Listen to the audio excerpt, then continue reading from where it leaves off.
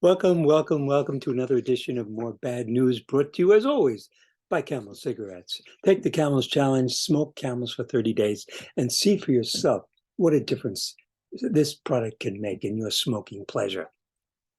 Before I get into this week's bad news, I wanted to share some good news.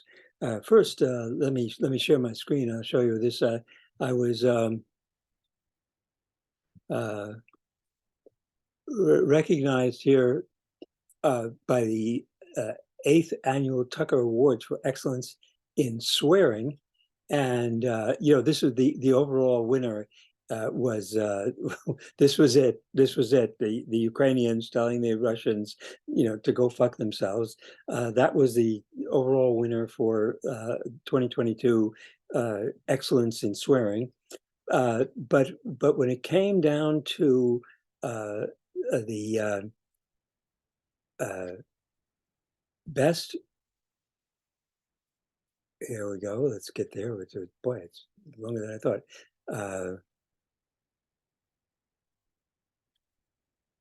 Best fucking swearing in academia.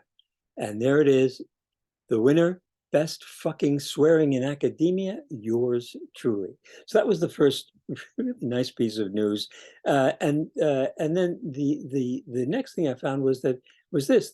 There is this blog, and so the person who was doing the blog, posted my video and said a few words about it, and then they looked at other videos that I did, and there's a whole discussion, and it goes on and on. Here's another video that I did, and it just, I got to tell you, the other thing I found was academia. There's a website called Academiaorg, and they informed me that 423 people have read papers of mine that are posted on their website. And what they do is they send me a message, an email. Every time somebody reads one of my papers, they tell me who read the paper, what the paper was, and and a little profile of who it was. All this it tickles me greatly, and I want to know. I feel like Tinkerbell. Every time somebody is out there reading one of my papers, I can feel the fairy dust descend. So that's it for the good news. Now, of course, it's another week of very bad news. I mean. I try not to pay too much attention to it, but apparently the police are still killing Black people for traffic violations, and the mass murders are continuing apace. It's like the war in Ukraine. When you have the nightly news, the first is the news about the war in Ukraine, and then there's the news about the latest mass murders. I mentioned last week that the United Nations had reported that there were over 100 million refugees from last week. Now, from last year, and that this represents 30 million more than refugees after World War II. And these refugees come from different sources. So some, like the Muslim Rohingya, are the victims of Buddhist hatred and intolerance.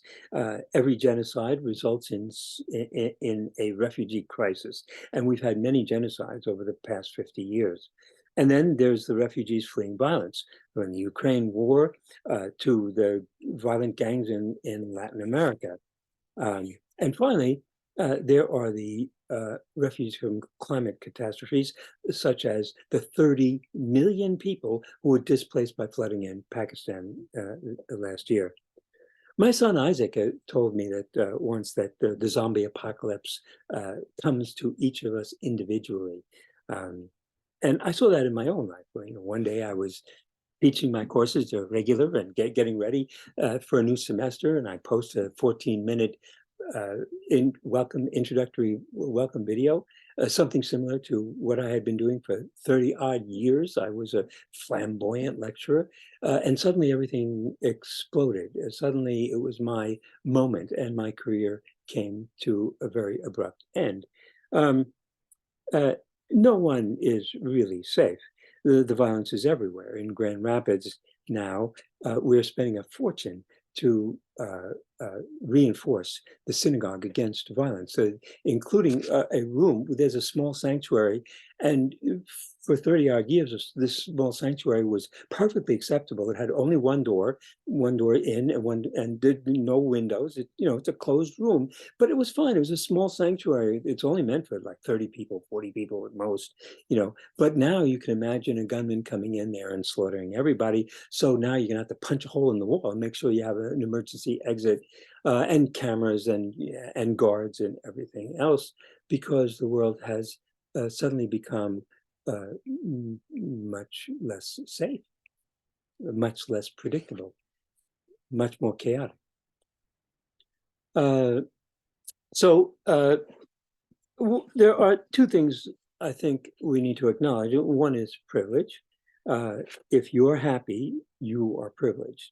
And the other thing is luck. If you're happy, you are lucky. My students often said to me that they had earned what they got out of life.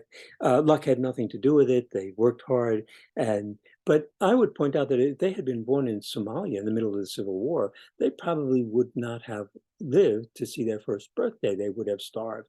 And so that who you were, where you were born, to your parents, what socioeconomic status, what group you belong to, how much hatred there is in the external society, how much violence there is, all these things really are determinative of how well you're going or ill you're going to do. So Western civilization is collapsing, and our species is facing imminent extinction. But that collapse and that extinction will come to each of us individually. At the same time, we are collectively experiencing these individual catastrophes that are occurring all the time around us. There's no avoiding the news because the chaos is everywhere.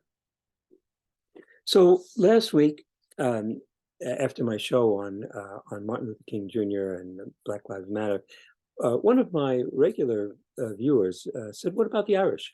And I thought, that's a very good topic, and I decided that this week I would devote to the zombie apocalypse and the Irish. I want you to know that I dealt with the Irish all the time in teaching not only my American history course but my racism class. And so let me say a few words about this, but I want to acknowledge that I'm not an expert on Irish history. This stuff comes mainly from this wonderful book, Ronald Takaki, A Different Mirror. It's a 1990s publication. I used it often in my courses. So let's get started. Between 1815 and 1920, 5.5 million Irish emigrated to America. 1815 to 1920 is a period where you had the largest human migration in all of human history. Millions and millions, tens of millions of people who came from all over the world to the United States, a tremendous magnet that this country was. For the Irish, the zombie apocalypse had come in the form of savage tyrants who colonized their island, dispossessing and impoverishing the native population. By 1700, the Irish owned less than 17% of their own land and were living in miserable poverty. The English lords owned everything else. Between 1820 and 1840, English lords enclosed the fields, converting the fields to pastures for livestock, which they were going to export. And the economy was terrific. I mean, the British colonialism was very successful for merchants, and British merchants in particular. So the conversion of land from tillage to grazing meant that 90% of the laborers previously used in planting were no longer necessary, and they were driven off the land. During a visit to Ireland in 1771, Benjamin Franklin reported that British colonialism's emphasis on exports had reduced the Irish people to extremely poor tenants, living in the most sordid wretchedness in dirty hovels of mud and straw, clothed in rags. The Irish had been forced to survive on potatoes and buttermilk without shirts. And so the merchants could export beer, butter, and linen to England and thrive and prosper.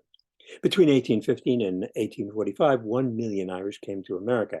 A blight in 1845 destroyed 40% of the Irish crop, and by 1855, some 1 million people had died of hunger in Ireland.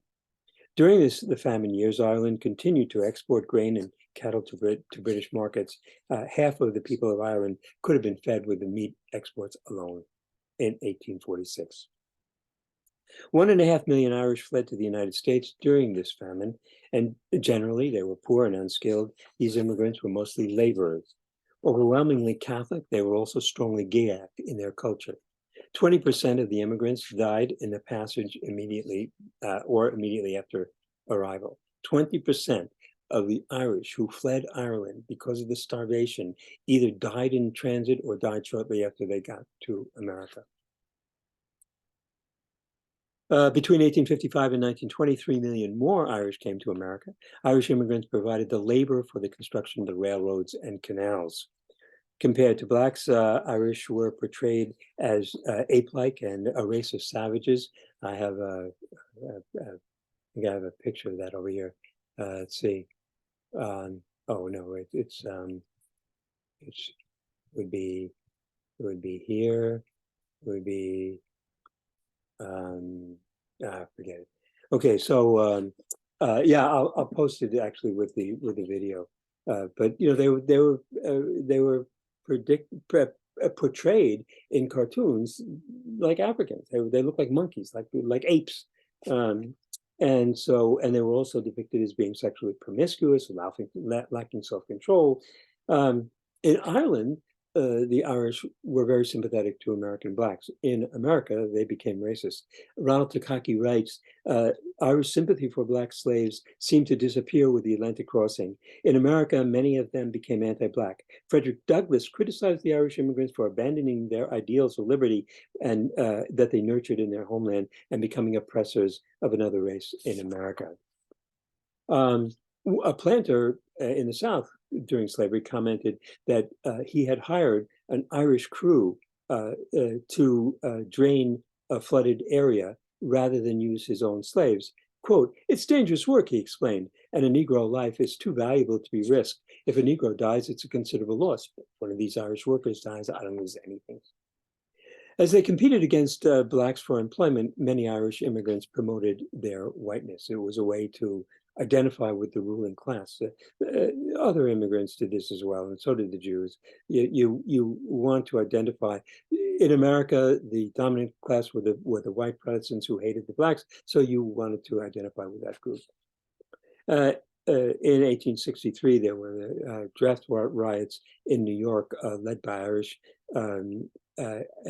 Irish antagonisms towards Blacks exploded because they were going to draft Irish workers to fight to emancipate slaves, and the Irish someone on my thing argued.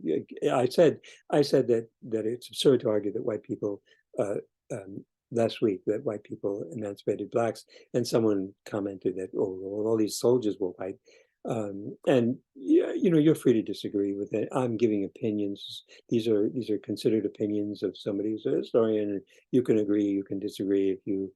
But to me, it's pretty clear that that throughout American history, the only consistent people who were consistently fighting for Black liberation were Black people, and that whatever support that they got some support. There were some whites who supported the anti-slavery movement, but most of the anti-slavery movement was not anti-racist. They didn't want Blacks in the free territories of the West. It was the movement to liberate Blacks was not an anti-racist movement. So anyway, in 1863, you have these massive riots in New York. Army regiments from Gettysburg had to be brought in to put down the riots, and over 100 people were murdered.